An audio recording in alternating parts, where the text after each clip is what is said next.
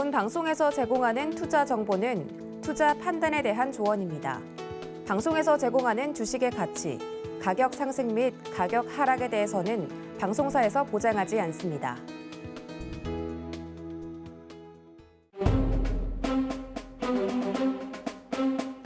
안녕하세요. 여러분의 승리를 위해 오늘도 야근을 하고 있습니다. 저는 도너리스탁의 이주연 테마부장을 맡고 있습니다.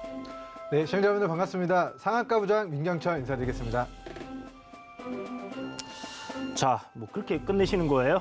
오늘은 상상상의 상상상으로 안 가시나요? 오늘은 또 이제 증시가 네. 이제 심장을 망치로 때리진 않았지만 근데 그 심장 언저리를 망치로 두들겨 맞은 것 같은 좀 하락장이어가지고 그렇죠. 오늘 조금은 정말 침체된 마음으로 맞아요. 이제 시청자분들이 많이들 이제 또 이제 힘드실 텐데. 힘드실 것 같아요. 하지만 그 속상한 마음은 코스피, 코스닥 내일도 떨어질 거야? 라고 물어봤을 때 저는 떨어지지 않는다에 좀 베팅을 하도록 하겠습니다. 아우, 이제 그래요? 우리 부부싸움을 하거나 네. 연인들 관계에서도 이제 뭐 잘못한 사람이 잘못했다 그거 이제 어떤 거를 끝까지 다 듣고 마지막에 또 그럴 거야 물어보면은 아니 안 그럴 거야 하면 끝나거든요. 그렇죠. 근데 이제 코스피, 코스닥 또 떨어질 거야? 네. 물어봤는데 마지막 결론이 저는 안 떨어질 거야. 어. 나는 좀 뭐 그런 뭐 마음 편한 좀 이야기를 믿고 가시는 게 좀 맞지 않겠나라는 좀 견해를 밝혀드리겠습니다. 일단 우리 테마 부장님께서도 아시다시피 우리 주식 트레이딩의 관점에서 수익이 날 때도 있지만 그렇죠. 손실이 날 때도 분명히 있습니다. 맞아요. 수익을 아무리 잘 내시는 분들도 오늘같이 1,800개 종목들이 빠지면 손실일 수 있어요. 그렇죠. 근데 확률적으로. 네, 확률적으로. 네. 근데 이제 손실이 났다고 해서 이런 것들 때문에 이제 정신적으로 멘탈이 붕괴되는 것보다는 어찌됐건 일상이기 때문에 우리가 수익을 내기 위한 과정이 결국엔 사자마자 수익인가요, 손실인가요? 수수료랑 세금 떼면 어차피 손실 중이던 것이 수익권으로 바뀌는 거거든요. 그렇죠. 그러니까 우리가 수익권 전환될 때까지 우리가 잘 매수한 종목들이 있다면 그거를 잘 보유해서 믿고 수익을 끝까지 좀 극대화시키는 그런 극대화시키는 것도 곧 실력이다라는 관점에서 우리 시청자분들 뭐 총 맞은 건 아닌데 망치로 심장 주변을 한번 이제 좀 맞았죠 오늘. 그렇죠. 근데 이제 오늘 좀 아프게 맞았던 것 같습니다. 이제 그런 부분들 잘 이겨내시기 좀 바라겠고 이제 내일은 코스피 코스닥 더 떨어질 거야? 물음에 저는 이제 안 떨어진다. 이렇게 좀 브리핑을 드리도록 하겠습니다.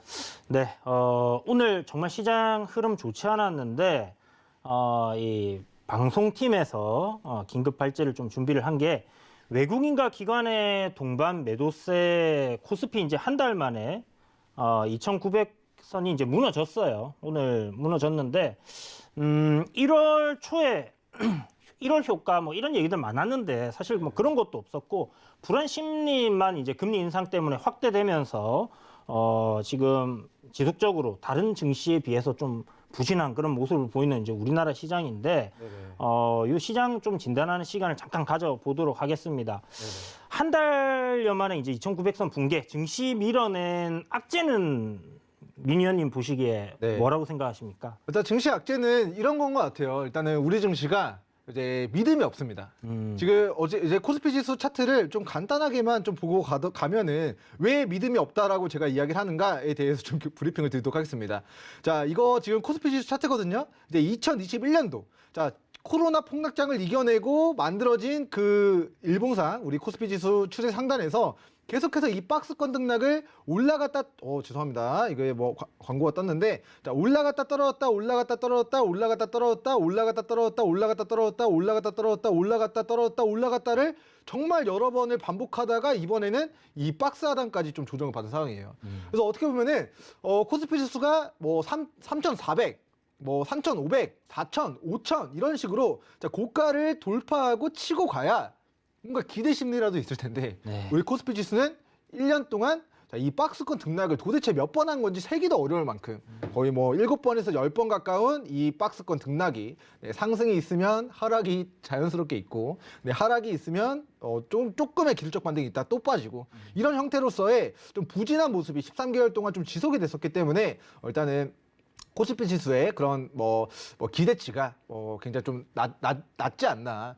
사실 이제 애플과 삼성전자 영업이익만 놓고 보면은 애플이 이제 2021년도 기준으로 100조 원 넘는 영업이익을 기록하고 삼성전자가 52조의 영업이익을 기록한다면 영업이익은 2배인데 시총은 삼성전자 500조도 안 되고 애플은 3,500조 가까이 되거든요. 7배 넘는 애플이 시가총액에 좀 증가가 있습니다. 그래서 어떻게 보면 우리나라 기업들 돈도 잘 벌고 삼성전자, 하이닉스 2008년도 반도체 호황 이후에 또다시 그만큼은 아니지만 그 정도 급의 영업이익을 올해 정정했습니다. 2021년도 실적을 발표할 것으로 예상이 됨에도 불구하고 사실은 코스피 지수적인 부분에서 뭐 반도체 종목들 크게 움직임 나타나지 않고 뭐 배터리 관련주들 빠지고 있다가 이번에 이제 LG 에너지 솔루션 상장 모멘텀 때문에 조금 올라가고 있고 나머지 카카오, 네이버 다 빠지고 있고 바이오 종목들 다 빠지고 있고 게임주들 다 조정받고 있고 시가총액 상위 종목들이 전체적으로 좀 비실비실한 모습을 보이고 있어요. 우리 작년 1년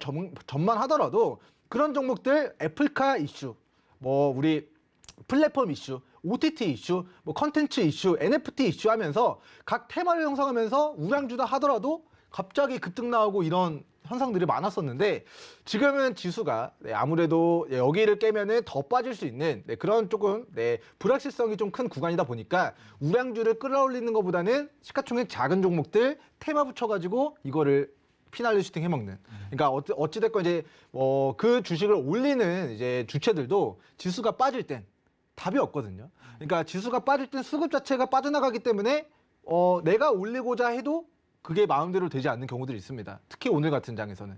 그러니까 이제 그런 리스크를 굳이 감수하지 않는 그런 회피성 그런 뭐 관망의 움직임이라고 하겠습니다. 관망의 움직임들이 자, 이 2,900, 2,800에서 좀 지속이 되고 있는 것 같습니다. 그래서 작년 10월 달부터 자, 진짜 재미없었거든요. 10월 달, 11월 달, 12월 달 한 달에 한 번씩 2,800, 2,900까지 반복적으로 지금 빠지고 있어요. 그래서 뭐 이러한 부분들이 뭐 특별한 악재가 발발했다라기보다는 그냥 코스피 지수의 그냥 과거 그런 뭐 흐름이 그냥 좀 지속이 되는 것 같다라는 브리핑 드리도록 하겠고 이때 이제 주식이 이제 빠졌던 이유들 우리가 좀 돌이켜 보면은 오미크론 확산, 금리 인상, 테이퍼링 그리고 이번에 빠진 이유는 자산 긴축에 대한 부분입니다. 근데 이제 자산 긴축은 이거는 이제 테이퍼링과 금리 인상 결을 달리하는 초대형 악재이기 때문에 이거에 대한 우려가 커질 수 있지만 사실 제가 이거에 대해서 반복적으로 이야기 드리는 거는 자, 연준 또한 내가 가지고 있는 미 연준의 채권을 시장에 풀면 유동성을 회수해버리면 자산시장에서 유동성이 빠져나감에 따라 자산시장, 금융시장이 무너질 것을 알기 때문에 이 가지고 있는 채권, 일경에 대한 채권을 한 방에 풀지 않고 정말 오랜 기간 동안 이 자산 긴축을 통해서 유동성을 회수하는 정책을 피게 될 것이다 라고 이야기를 드렸는데 이제 시장에서는 우리 긴축해서 채권 풀면 유동성 회수해서 자산시장 급락할 거야 라는 좀 놀란 마음에 너도 나도 좀 매도세가 좀 우리 증시에서 특히나 좀 많이 좀 쏟아지고 있는 모습이 나타나고 있는데 사실 이제 장중까지만 해도 나스닥 지수나 미 선물 지수가 소폭 떨어졌어요.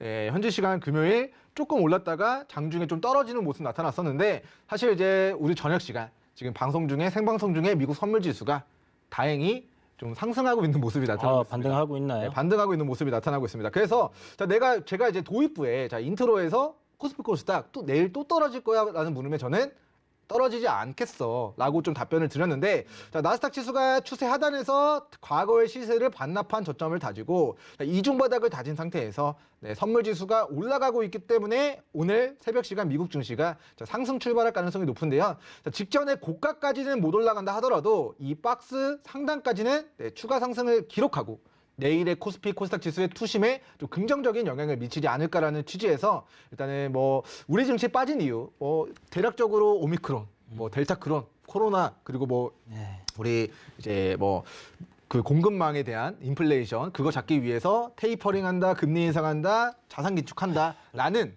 이제 파월 의장님의 입과 연방정부 은행 총재들의 그런 주장들 때문에 그렇죠. 너무 놀라서 우리 증시가 좀 무너진 게 아닌가. 조금 매파적으로 좀 강하게 발언을 했어요. 그죠? 네. 이번에.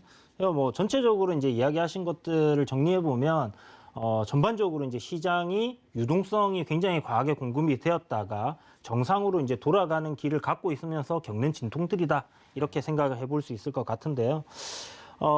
민유님 이제 오늘 보시면 이제 카카오랑 셀트리온 네네네. 굉장히 좀 안 좋았잖아요. 아, 진짜 셀트리온 오늘 너무 많이 빠지더라고요. 네, 그래서 이런 추락이 이제 보면 어떻게 보면 이제 바이오주라든지 이런 카카오 같은 경우는 네. 우리가 이제 성장주로 이렇게 좀 편입을 해놓고 보는 편인데 네네네. 아무래도 이제 금리 인상이 이제 뭐 인플레이션이 됐든 뭐 어찌 됐던 간에 진행을 하게 되면 유동성이 축소되는 부분은 맞잖아요. 네네네. 그렇다면 이제 이런 그 성장주들은 네. 이제는 좀 조심해야 되는 시점이라고 생각을 하시는지. 일단 성장주들 중에서도 네네. 실적이 폭발적으로 나오고 있는 기업들은 주가가 5배, 10배 가도 저는 이상하지 않다라고 생각해요. 하지만 자, 어떻게 보면은 카카오, 이제 우리 카카오톡이라는 플랫폼을 가지고 여러 가지 이제 그런 이제 계열사들 상장을 시키면서 시세 차익도 얻고 그의 과정에서 좀 많이 좀 부각된 부분들이 있는데 이제 사실은 이제 카카오가 실적에 기반해서 움직인 건 아니었거든요. 네. 이 플랫폼을 기반으로 앞으로 우리 뭐 모빌리티, 네. 앞으로 뭐 여러 가지 뭐 뱅크, 핀테크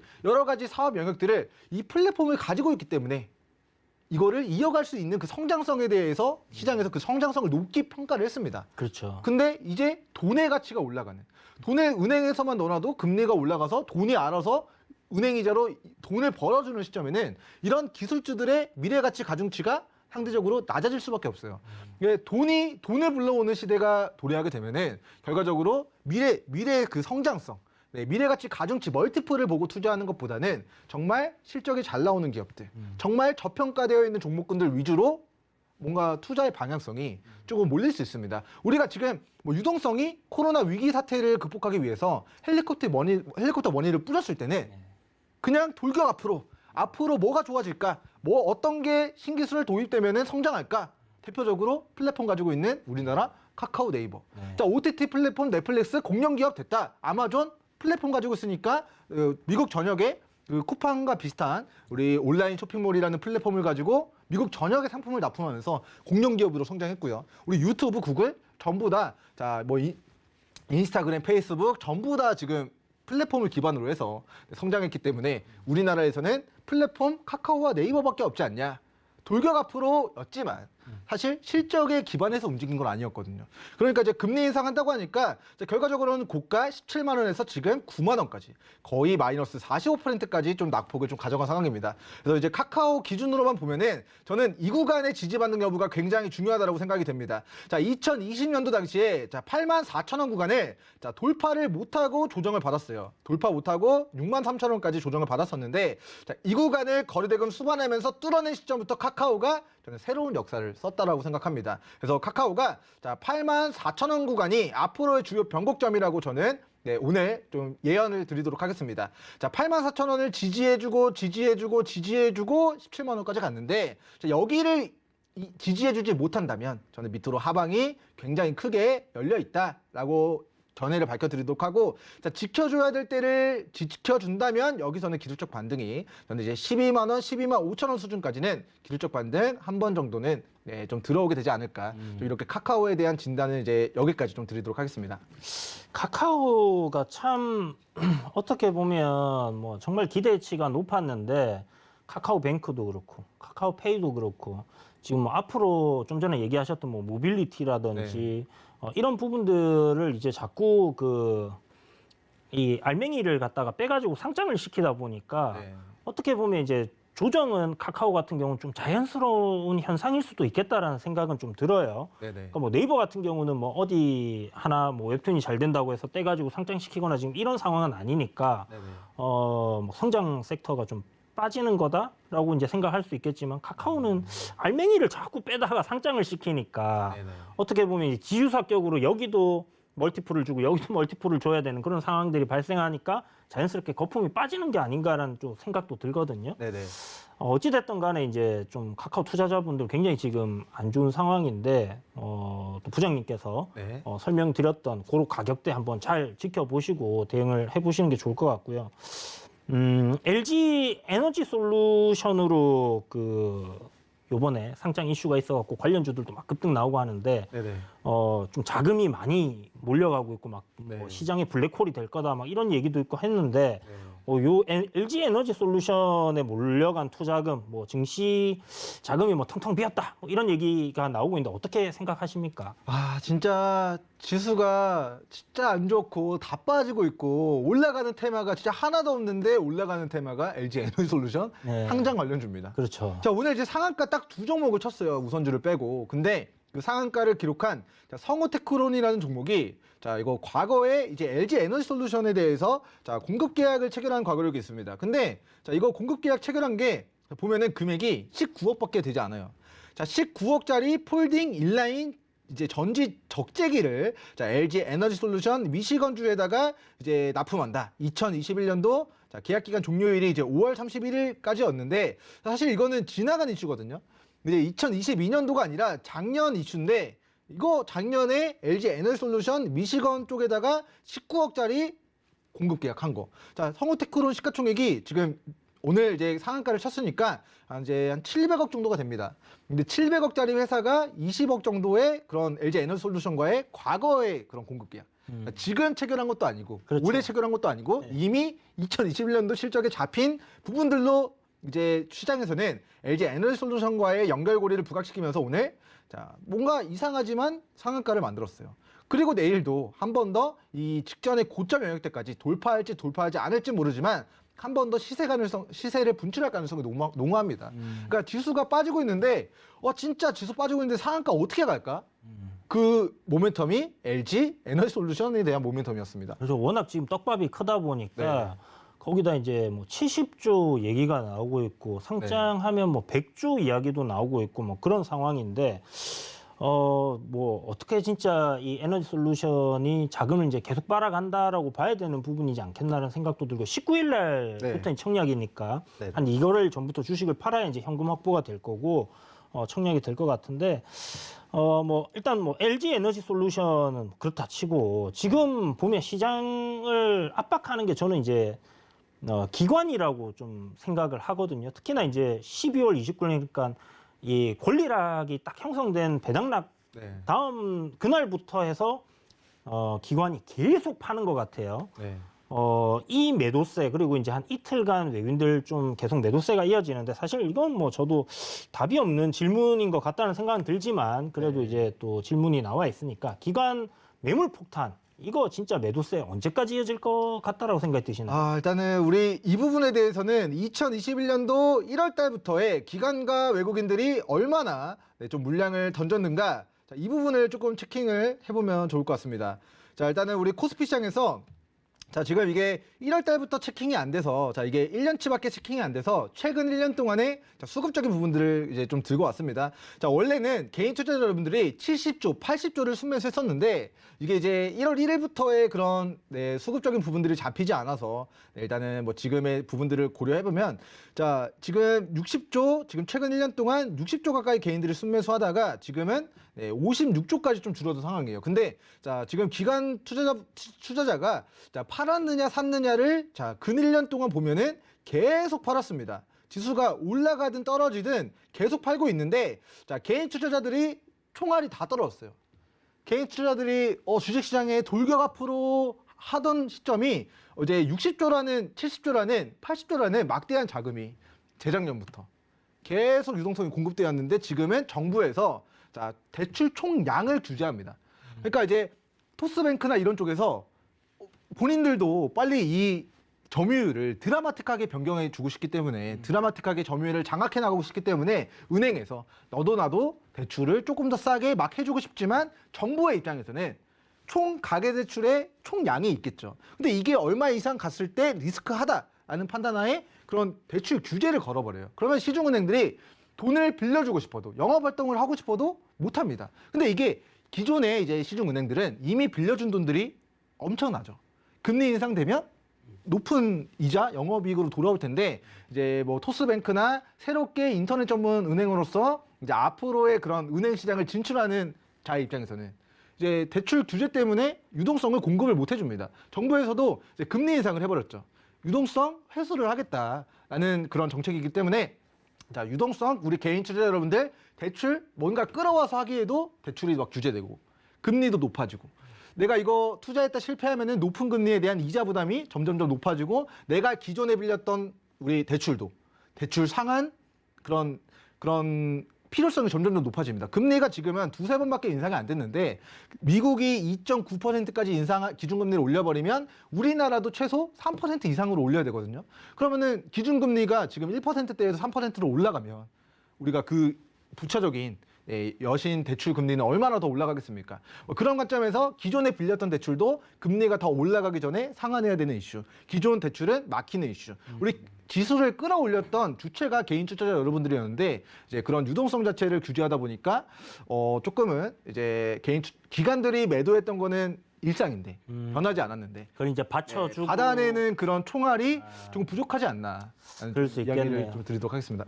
이제 부장님께서 좀 전에 이제 얘기해 주셨던 거라든지 이제 앞에 또 지수 차트적으로 설명을 해 주시면서 이제 덧붙여 주셨던 내용들을 이렇게 종합적으로 보면 결국 이제 개인들 총알이 많이 떨어진 상황에서 시장이 또 수심도 얼어붙는 상황이고 그러니까 선뜻 사람들이 이제 매수 버튼을 좀 누르지 못하는 게 결국은 또 시장의 하락 요인으로 또 작용을 하는 것 같다라는 생각이 듭니다. 이게 어떻게 보면 안 좋은 게 계속 안 좋은 걸 불러와서 계속 이렇게 문제가 되는 상황일 수도 있다라는 생각이 드는데 그런 걸 수도 있고 사실 이제 주식시장이라는 게요. 우리 개인 투자자분들이 작년 재작년에는 이겨냈지만 사실은 기관 투자자와 외국인 투자자를 이겨내기는 굉장히 힘듭니다. 그렇죠. 이제 저는 처음 봤어요. 주식 한 20년 하면서 개인들의 수급 이 정도로 들어온 거 정말 처음 봤고 V자 반등으로 거의 올랐잖아요, 시장이. 저는 중간에 이제 한 번 정도는 꺾였다 갈 줄 알았었는데 정말 강했던 개인들의 수급이 아니었나 생각됩니다. 일단은 공매도가 금지가 됐었기 때문에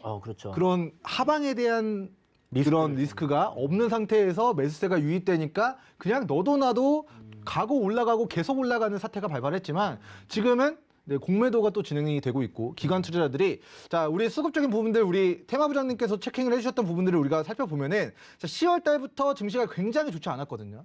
근데 10월 달부터 자 마이너스 32조 원 가까이 던지던 우리 기관과 외국인들이 자 32조 그리고 30조 가까이 던졌던 그 수급들이 점점점 자 보면은 자 외국인이 조금 지금 마이너스 33조에서 마이너스 23조로 자 기관들은 그냥 마이너스 30조대 계속 유지를 하고 있고 오히려 외국인들이 지금 3, 4개월 동안 10조 원 정도를 밑에서 좀 받아낸 모습이에요. 맞아요. 그래서 어떻게 보면은 개인 투자자 여러분들이 2,800, 2,900포인트 부근에서 털렸는데 분명히 반대임에 터지고 못 버티고 손절했는데 그 물량들을 기관도 받아갔다고 판단할 수 있지만 지금 외국인 투자자가 10조 정도를 좀 받아갔습니다.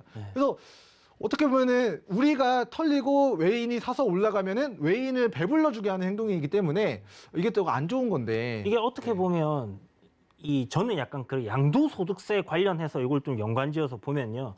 외국인들도 바보들이 아니잖아요. 우리나라 증시에서 이제 오래 있었다라고 하면 대부분의 사람들이 이제 알고 있을 거고 연말 되면 양도소득세 회피 물량들이 나온다는 거 알기 때문에 아마 좀 입 벌리고 하고 이렇게 좀 기다리지 않았나라는 생각도 들고요. 딱 11월 달부터 굉장히 좀 공격적으로 계속 저점에서 받아먹는 그런 형태가 나왔는데 딱 한 10조 정도 진짜 순매수를 했더라고요. 그래서 외인들이 이렇게 좀 전기전자 특히나 전기전자 섹터에 좀 집중해서 이렇게 매수를 했던데 그러면 뭐 이런 게 좀 상승 요인으로 뭐 금리 인상은 한다지만 그래도 반등은 좀 나오지 않을까라는 기대감을 저는 좀 가졌었는데 오늘 정말 심장을 때리듯이 아픈 하락을 보니까 역시 쉽지 않겠다라는 생각이 또 들었습니다. 일단 조금 있다가 관련된 이야기들 더 이어가 보도록 하고요. 지금 이제 우리 부장님께서 얘기해 주셨던 이런 내용들 좀 더 자세하게 여러분들 상세하게 듣고 싶다 하시는 분들은 샵 0082로 민경철 이렇게 보내주시면요. 여러분들 참여하실 수 있는 링크 보내드리고 있으니까 그렇게 보내주시고 저는 샵 0082에 이주현이라고 보내주시면 좋고 QR코드를 찍으셔도 괜찮을 것 같습니다. 자, 그럼 오늘 본격적으로 우리 부장님들끼리밖에 없는 상황이 됐는데요. 회의를 뭐 일단 시작해 보죠.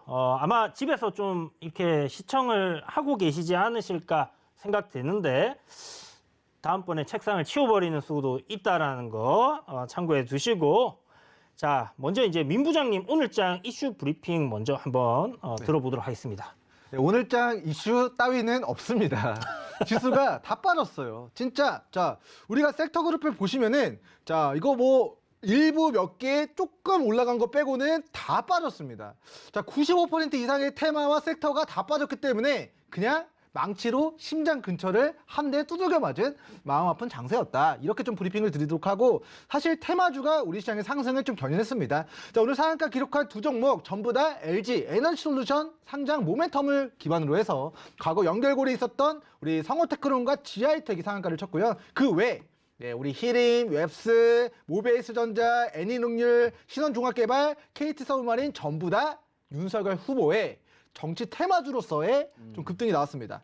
그러면 오늘 상승한 종목 딱 두 가지만 기억하시면 돼요. 첫 번째, LG 에너지솔루션. 두 번째, 윤석열 후보의 정치 테마주. 이 정치 테마주 안에는 인맥주도 있겠지만 정책주도 있겠죠. 네. 그리고 우리 하락한 종목들을 살펴보면은, 자, 오늘 하락한 종목들, 우리 윤석열 후보와 조금 이제 반대편에 있는 후보 단일화를 꿈꿨던 우리 안철수 후보와 홍준표 안철수요. 후보의 관련주들이 오늘 전방위적으로 낙폭을 보였습니다.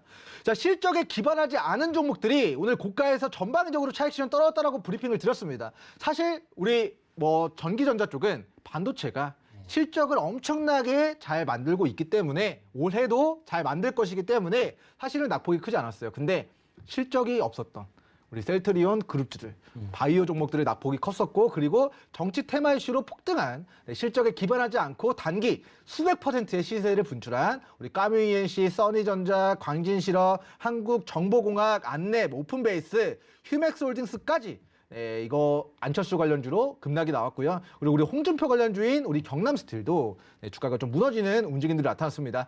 정치 테마주라는 게 뭐 지지율에 대한 부분들로도 급등락이 있지만 사실 대통령은 한 명만 되는 거거든요. 네. 한 명만 되면은 그 되는 사람의 정치 테마주가 오를까요, 테마부장님? 저는 지금 시점은 좀 애매하긴 한데 지금은 좀 어떻게 보면 이제 릴레이를 하고 있다라고 하면 네. 앞으로 뒤에 좀 이렇게 밀려 있던 사람이 좀 치고 나오는 흐름이 보인다면 사람들이 좀 열광을 하는 것 같고요. 네. 그리고 또 이제 선두권이 이렇게 바뀔 때마다 네. 한 차례씩 움직임이 나온다라고 생각을 해요. 예, 그리고 뭐 반대쪽은 실망 매물로 내려가고 이런 현상이 좀 계속 지속되는 시속 게임처럼 네. 한쪽에 올라가면 한쪽이 내려가고 하는 그런 부분들이 분명히 있기 때문에 뭐 글쎄요, 누군가 당선됐다고 했을 때는 뭐 일단 재료 소멸로 끝나는 거라고 봐야 되겠죠. 맞습니다. 저도 이렇게 생각을 하는데요. 일단 정치 테마주가 일단 누가 대통령이 되든 간에 실적에 기반하지 않고 지지율 결과로만 급등락이 나왔었는데 대선 끝나면 지지율 여론조사 결과 나옵니까? 안 나오거든요. 그렇죠. 그러면 모든 정치 테마주들이 일단은 실적에 기반하지 않고 움직였던 종목들은 전방위적으로 차익 실현이 떨어지고 나서 이 바닥에서 리셋이 된 상태에서 정부가 600조라는 예산을 어디다 투자하겠다. 고속도로, 철도 지하화시키겠다. 예산을 우리 국회에다 넘겨서 그거를 통과시키고 예산을 집행하는 과정에서의 정치 테마주가 대선을 기점으로 급락하고 바닥에서 다시금 상승 파동이 좀 만들어진다라고 생각하는데, 자, 이제 3월 달이기 때문에 정치 테마주 약 2달 정도밖에 시간이 남지 않았습니다. 방송 보고 계신 시청자 여러분들, 자, 안철수 관련주 오늘 빠졌네. 내가 안 갖고 있는데 다행이다 라고 생각할 게 아니라, 자, 안철수 관련주들, 홍준표 관련주도 결국에는 고가에서 차익 실현 떨어지는구나.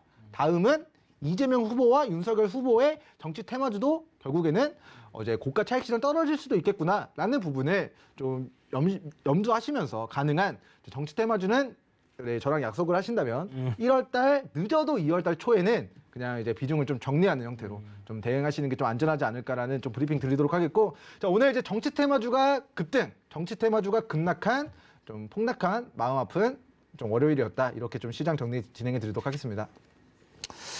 네, 자, 뭐 오늘 뭐 위원님이 그러면 이제 좀 전에 얘기하셨던 네. 종목들 있잖아요. 네네네. 뭐 이제 정책주를 이제 좀 우선시해서 보자라고 이제 얘기를 하시는 것 같고, 네. 인맥주들은 이제 죽어갈 때가 다 됐으니까 조심하자라고 생각하면 될 것 같은데, 정책주들 좀 전에 이제 얘기하셨던 거 어떤 종목들이 있고 어떤 흐름들이 예상이 되는지 좀 한번 체크해 주실 수 있으실까요? 네, 일단은 막 그 철도랑 고속도로를 지하화시킨다라는 그런 정책은 사실 윤석열 후보의 정책이 아니었어요. 우리가 기억을 조금 떠올려 올라가다 보면은 자 이런 종목군들이 6월 달에 시세가 나왔단 말이죠. 5월 달, 6월 달. 자 이때 뭐가 있었죠? 우리 지방 선거가 있었고 우리 그 보궐선거라고 하죠. 네네. 그 박원순 전 이제 서울시장님께서 갑자기 이제 사망하심에 따라 그 빈자리를 이제 채우는 선거가 있었어요. 거기서 이제 지금 당선된 이제 서울시장 오세훈 지금 서울시장님의 공약이 철도 고속도로 지하화시키겠다. 경부고속도로 맨날 거기 차 막히지 않냐. 네. 그거를 지하화시켜서 차 안 밀리게 해주겠다. 그게 이제 오세훈 서울시장의 공약이었거든요. 네. 근데 오세훈 서울시장은 무슨 당이죠? 국민의힘 당이고 네. 국민의힘 당의 대권 후보인 윤석열 후보도 철도 고속도로 내가 대통령 되면 그거 지하화시켜줄게. 라는 공약을 어제 발표를 했거든요. 그러니까 이게 사실은 자, 그 같은 당 내에 같은 결입니다. 그래서 이거는 자 이거 지금 그 고속도로 철도 밑에다 깔겠다 지하화시키겠다라는 공약 자체가 이제 윤석열 후보의 그런 공약일 수 있지만 이거는 국민의힘 당의 공약이기 때문에 앞으로 오세훈 전 서울시장이든 아니면 실제 대통령이 당선된다면 이제 윤석열 후보의 공약이든 계속해서 정책주로 부각이 될 좀 가능성이 있다는 관점에서 우리 KT 서브마린 종목을 일단은 좀 들고 와봤습니다. 일단 뭐 여러 가지 종목들이 많을 거예요. 뭐 신원종합개발도 그러하고 뭐 이제 특수건설이라는 종목도 뭐 그러하고 특수건설 차트를 보면은 자, 이 종목도 이제 6월달 시기가 비슷해요. 6월달 그런 이슈가 나왔을 때 16,000원까지 폭등했다가 지금 8,000원까지 자 반토막 났다가 최근에 또다시 13,000원까지 또 올라온 상황이에요. 근데 제가 정치 테마주 뭐라 그랬죠? 대선 끝나면 추가 상승할 가능성보다는 일단은 무너졌다가 올라갈 가능성이 높다라는 취지에서 자, 이미 올라가고 오늘 고점 차익 실현 떨어진 특수건설은 사실 이미 한 달 정도 좀 시세가 나왔습니다. 바닥권 대비해서 9,000원짜리가 50%의 시세가 나왔기 때문에 자 일단은 그런 철도 고속도로를 지하화시킨다라는 그런 공약 앞으로 이제 오세훈 후보나 윤석열 후보나 이제 국민의힘당과 관련된 정치인들이 이제 그런 공약들을 발표할 가능성이 높은데 자 KT 서브마린 같은 경우에는 자 9,000원짜리가 4,500원까지 반토막이 났다가 여기서 이제 막 오늘자 처음으로 고개를 올리기 시작했어요. 그러니까 다른 종목들은 다 올랐다가 빠졌다가 어느 정도까지 올라온 상황인데 아직 KT 서브마린은 과거 반토막 난 구간에서 이제 막 거래대금을 수반하면서 우리 대선 앞두고 마지막 한 번 더 추가 시세를 만들 수 있는 그런 슈팅 자리를 오늘 좀 만들었다라는 취지에서 제가 오늘 이 종목 같은 경우는 오후장 내일의 붐에서도 소개를 시켜드리는 종목인데 자, 서울경제 이제 부장들 서경의 부장들 시간에서도 자, KT 서브마린 종목이 오늘 올라간 테마 없고 뭐 올라간 섹터 없고 한데 그나마 오늘장 과거의 시세를 반납한 영역대에서 막대한 매기가 강하게 유입됐다라는 취지 그리고 직전의 고가를 종가상 자, 뚫어냈다라는 취지에서 오늘 이 종목을 저는 대시세 초입의 구간에 위치한 슈팅 자리를 만든 그런 종목이다라고 평가를 하도록 하겠습니다. 저는 KT 서브마린이 오늘 오르길래 이게 이제 보통 그 해저 케이블 관련 주잖아요. 네, 맞습니다. 그래서 올림픽이 다가오니까 동계올림픽이 다가오니까 올라가나라고 생각을 했었는데 또 이제 이런 부분들이 있다라는 거 여러분들 확인해 주시면 좋을 것 같고요. 뭐 저는 일단 오늘 이슈로서 뭐 얘기를 뭐 민 의원님께서 민 부장님께서 다 해주셨는데 뭐 오늘 이슈가 딱히 몇 개 없어요 사실. 그래서 LG 에너지 솔루션 관련주들 상한가 2개나 나왔고. 목요일 날부터 좀 움직임이 나왔죠. 그래서 2차 전지 관련주들이 갑자기 이제 급등세를 좀 보였었는데, 나인테크라든지, 뭐, 알루코라든지, 지금 보면, 전반적으로 LG 에너지 솔루션 관련주들이 급등을 하더라고요. 그래서 대장은 일단 저는 이제 뭐 나인테크라고 생각이 되는데, 최근에 이제 좀 테마의 흐름을 살펴보면, 급등한 종목들이 단기 과열에 딱 걸리게 되면, 부대장이 대장질을 하고, 부대장이 다시 단기 과열에 걸리면 3등주가 대장을 하고 이렇게 이제 테마 내 순환매를 좀 빠르게 도는 그런 좀 특징이 있더라고요. 아무래도 시장이 좋지 않다 보니까 짧게 최대한 빠르게 시세를 분출해서 차익 실현을 하는 방향으로 가는 게 아닌가라고 생각이 들고요. 뭐 당군 이래 최대어라고 얘기가 지금 나오고 있습니다. LG 에너지 솔루션 청약이 임박을 했는데 70조, 뭐 상장하면 100조 간다, 뭐 120조 간다 이런 얘기들 나오고 있어요. LG 화학 기존 주주분들은 얼마나 속이 터지겠습니까? 네. 정말 제가 생각했을 때 이 물적 분할 관련된 부분은 양도소득세 거둘 생각을 하지 말고 나라에서는 좀 이런 것부터 좀 정비해야 되지 않나라고 생각이 들고요. 인간적으로 네. 저는 이제 인적 분할을 해주는 게 좀 네. 도리성 맞지 않나. 그러니까요. 주주들의 그 매수 타이밍에 대한 권리를 네. 물적 분할 시켜서 어떻게 보면 그런 권리를 막은 거지 않습니까? 물론 이제 회사가 그 자회사를 개념으로 지분 100%를 소유하는 개념이라 회사 총 그 양은 똑같지만, 근데 이제 개인 투자자들도 네. 사실 주식이 두 개로 쪼개졌다면 네. 인적 분할돼서 나는 공모에 청약하지 않아도 LG 에너지솔루션의 주식을 가지고 있다. 그렇죠. 라는 그런 장점이 될 수 있었을 텐데 어떻게 보면은 그 부분은 조금 개인적으로 좀 아쉽지 않나라는 좀 생각이 들지만 이거는 좀 가진 자들의 네. 돈을 벌기 위한 수단의 그런 관점에서는 이 방법이 또 맞는 것 같아요. 왜냐하면 물량을 잠궈놔야 네. 매도가 안 나오거든요. 그런 상태에서 이제 기관들, 자금들 이제 붙여서 IPO를 성공시키면 이제 또 다시 이제 또 네. 투자금을 끌어들이기 위한 방법이라서 어떻게 보면 이제 기업이 성장하는데 하나의 도구로서는 활용을 할 수 있는데 상도덕적으로 조금 네. 그 기존의 주주분들에게 뭔가 뭐 예를 들어서 이 물적 분할을 해서 신규 상장을 할 때 뭐 몇 주 살 수 있는 보유하고 있는 주식수 비례해서 옵션을 갖다가 제공을 해주는 것도 네. 저는 나쁘지 않은 방법이 아닐까라는 생각이 드는데 그랬으면은 뭐 법적으로 그런 게 없으니까 안 하겠죠. 그래서 좀 이런 부분들은 동학개미들 표가 이제 좀 지금 후보들께서 좀 많이 필요하다라고 생각되시면 이런 정책들 좀 많이 피시는 게 좋지 않겠나라는 생각도 잠깐 들었습니다. 어쨌든 뭐 단기적인 증시 자금의 이제 블랙홀로서 LG 에너지 솔루션이 지금 자리를 잡았는데 기관도 그렇고 저는 기관이 이제 배당락부터 지금 쭉 매도하는 흐름을 보면 대략 한 12월 29일부터 지금까지 해서 한 8조 정도 이렇게 기관이 순매도를 했거든요. 요게 지금 LG 에너지 솔루션 다 기다리고 있는 그런 게 아닌가라는 생각도 좀 들고요. 특히 개인들도 지금 보면 주변에 요번에 청약할 거야라고 막 얘기를 하시는 분들 상당히 많으시더라고요. 네. 그래서 LG 에너지 솔루션이 뭐 따상을 갈지는 모르겠지만 사실 상장하고 나면 유통 비율이 14%밖에 안 된다라고 해요. 그러면 따상 갈 가능성 상당히 좀 높지 않겠나. 그러니까 뭐 100조가 된다고 하더라도 거기에 14%면 14조가 유통이 되는 부분이니까 물론 뭐 거기서 이제 매도세가 나올 수는 있겠지만은 가능성은 있다라고는 생각이 듭니다. 그래서 일단 LG 에너지 솔루션이 이제 1월에만 5조 원 뭐 기관에서 지금 1월 달에만 한 5조 정도 순매도하고 이 자금이 결국은 현금으로 들고 있다가 에너지 솔루션에 들어갈까 하는 게 이제 관건이에요. 그런데 사실 들어갈지 안 들어갈지는 모르겠지만 그럴 가능성이 저는 일단은 단기적으로는 들어간다고 봐요. 들어가신다고. 그러니까 LG 에너지 솔루션 지금 관련주들 거의 다 올라가고 있는데 네네. 지난주부터 이번 주 월요일인데도 상한가 간 종목 다 LG 에너지 솔루션 관련주거든요. 그렇죠. 근데 이거의 원인은 뭘까? LG 에너지 솔루션을 사고 싶지만 청약 경쟁률이 엄청날 것이기 때문에 그거의 연결고리 조금이라도 엮여 있는 종목들을 상장 전에 노려보자라는 취지인데 상장되면 관련주들 공략할까요? 아니죠. 대장주를 공략해야죠. 맞습니다. 본 종목인 LG 에너지 솔루션으로 테마주는 지고 이 종목이 뜰 겁니다. 그러면 테마주는 무너지고 이 종목의 수급이 몰리면 천하제일의 이제 격투 대회가 아니라 단타 대회가 열린다고 생각해요.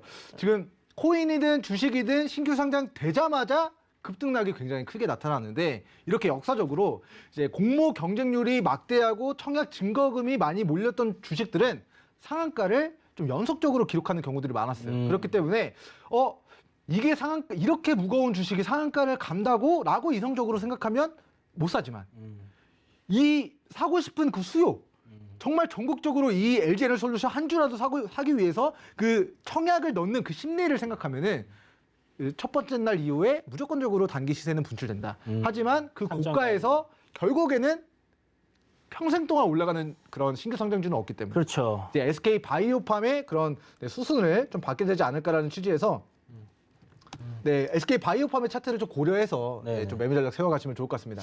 지금 해주신 얘기 굉장히 이제 좋은 얘기를 해주셨는데 사실 여러분들이 이제 저희 서경의 부장들 이렇게 애청하시는 분들은 많이 들어보셨겠지만 저희가 리비안 관련해서도 미국에서 상장 전에 국내에서 리비안 관련주들이 막 급등을 했었단 말이에요. 네네. 그리고 나서 상장하고 나서 재료 소멸이 이어질 거다라고 해서 그 전에 이제 종목들 정리를 하시라고 말씀드렸는데 상장했으니까 리비안이 이제 대장으로 리비안을 사야죠라고 얘기를 했던 거랑 똑같은 것 같아요. 네. 그래서 결국 시장에서 이제 기대를 크게 받고 있는 이런 IPO 대여들 같은 경우는 그 관련주들이 일단 상장 전에 먼저 한번 싹 움직인다라고 보시면 되는데 지금 뭐 나인테크 그다음에 오늘 뭐 상한가 간 성우테크론 뭐 지아이텍 그다음에 뭐 알루코 뭐 나라 M&D까지 해가지고 요것보다 이제 조금 더 있는 것 같아요. 신성 델타테크도 뭐 LG 화학이랑 납품을 하고 있고 그래서 전반적으로 LG 에너지 솔루션 쪽으로 이렇게 2차 전지 관련된 부품들을 납품하는 기업들이 오늘 전반적으로 다 주목을 받았고요.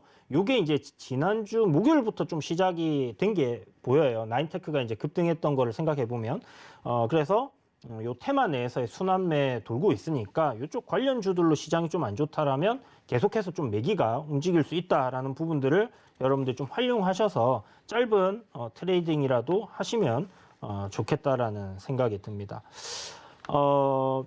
민 부장님 아까 전에 네. 그 설명을 해주셨던 오늘의 이슈에서 이제 윤석열 관련주들 얘기를 해주셨는데 네네. 오늘 그럼 탑픽주가 KT 서브마린이 되는 거죠? 네, 맞습니다. 그러면 KT 서브마린 한 번 더 탑픽주로서 좀 자세하게 좀 네. 설명을 부탁드릴게요. 네, 일단 KT 서브마린도 이제 설명을 할 건데 네네. 그 전에 이제 우리 과거의 IPO 관련주들이 어떤 움직임을 보였는가 네, 그 부분을 간단하게 한 20초 정도만 좀 체킹을 하고 가도록 하겠습니다.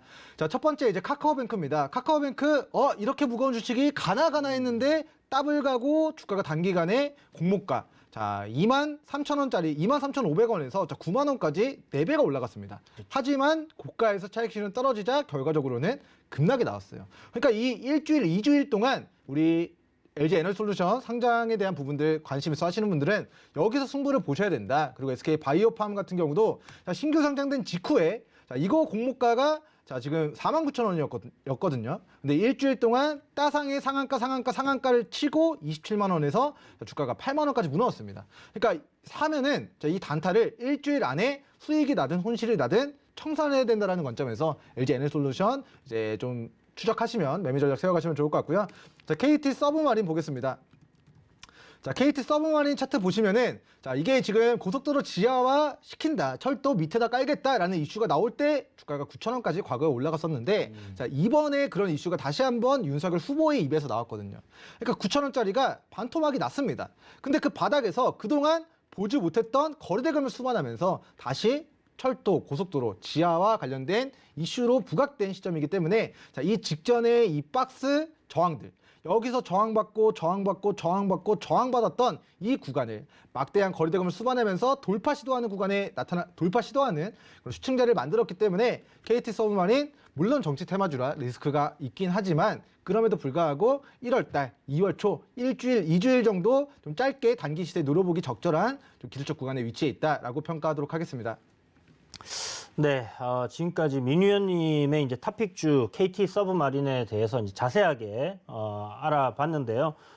이 뭐 KT 서브마린 탑픽주 더 궁금하신 분들이 있거나 좀 더 매수 타이밍에 대해서 질문을 하시고 싶다 하시는 분들께서는 샵 0082로 민경철 이렇게 문자 보내주시면 참여하실 수 있는 링크를 보내드릴 거고요. 하단에 보이시는 QR코드 이렇게 카메라로 찍으시면 아마 들어오실 수 있는 링크로 연결이 되실 거예요. 자, 저도 오늘 LG 에너지 솔루션 관련해갖고 탑픽주를 하나 가져왔는데 사실 좀 저는 좀 애매하긴 합니다.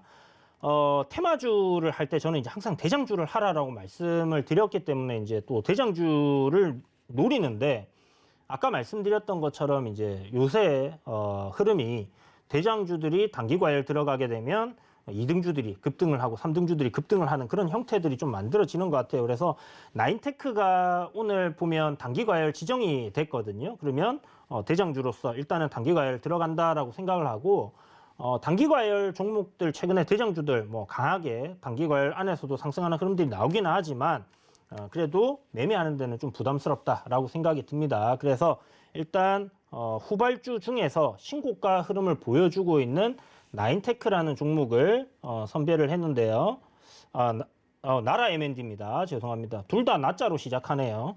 자, 형님 나인테크의 기운을 받아서 나라 M&D도 상승하지 않겠나라는 생각이 드는데 뭐 실적이라든지 이런 거에 기반돼서 움직이는 게 아니죠. 지금은 여러분들이 잘 알고 있다시피 LG에너지솔루션 상장 임박하니까 리비안 상장한다 하니까 리비안 관련주들 급등했던 것처럼 LG화학의 2차 전지 관련된 부품을 납품하던 회사입니다. 그래서 관련주로 이렇게 엮여가지고 급등이 나왔는데 신고가 흐름이에요. 지금 보시는 것처럼 고점의 저항 매물대가 없습니다. 우리가 이제 월봉을 봐도 신고가예요. 그리고 주봉을 봐도 신고가입니다. 이렇게 이제 신고가로 가는 종목들의 중 장점은 뭐냐? 주가는 뭐 많이 올라 있다라고 생각을 할 수는 있겠지만 고점대 매물대가 없어요. 그러니까 물려 있는 사람들의 매도세가 나오기가 이제 뭐 가능성이 굉장히 낮기 때문에 수익인 사람들이 차익 실현은 나올 수 있겠죠. 그래서 매물적인 부분에 부담이 없어서 신고가 종목들이 저는 가는 종목들은 더 갈 수 있다라고 생각을 하는데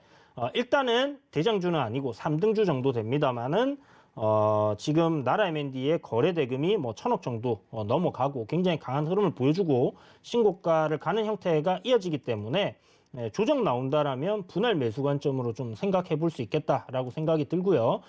시간 외에서 보니까 이제 한 3% 정도 내렸더라고요. 그러면 내일 시가 하락해서 출발한다면 분할 매수로 접근을 해보고 뭐 한 손절가 13,500원? 뭐 그 정도 잡으면 될 것 같아요. 그래서 자세한 내용은 여러분들 궁금하시면 노란톡방 들어오시고요. 샵 0082로 이주현 보내주시던지 하단에 QR코드 카메라로 이렇게 갖다 대시면 링크가 뜰 겁니다. 그렇게 해서 함께 해주시면 감사할 것 같습니다.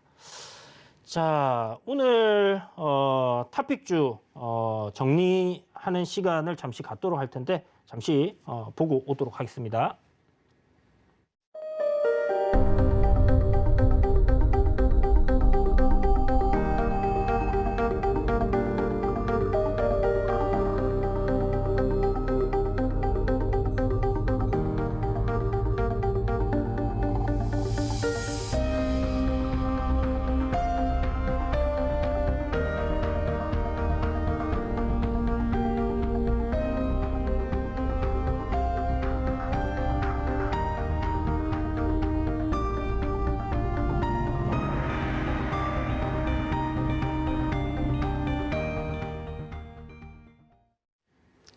네, 여러분 이제 1시간 동안 서경의 부장들 오늘 민 부장님, 상가 부장님과 함께 그리고 저와 함께 이렇게 시간을 보냈는데요. 좀 더 궁금한 내용들, 질문을 하고 싶다든지 이런 장중에 이런 이야기들 좀 들어보시고 싶다 하시는 분들은 샵 0082로 이주연 보내주셔도 좋고요. 하단에 QR코드 찍어주시면 됩니다. 그리고 민 부장님, 샵 0082에 민경철이라고 보내주시면 민 부장님 방으로 여러분들 함께 하실 수 있으니까 많은 참여 부탁드리겠고요. 오늘도 여러분들이 보신 이 본 방송에서 제공하는 정보는 투자 판단에 대한 조언일 뿐 해당 주식의 가치와 수익률을 보장하지는 않는다는 거 참고해 주시면 좋을 것 같습니다. 1시간 동안 여러분 시청해 주셔서 감사합니다. 내일 이 시간에 또 뵙도록 할게요.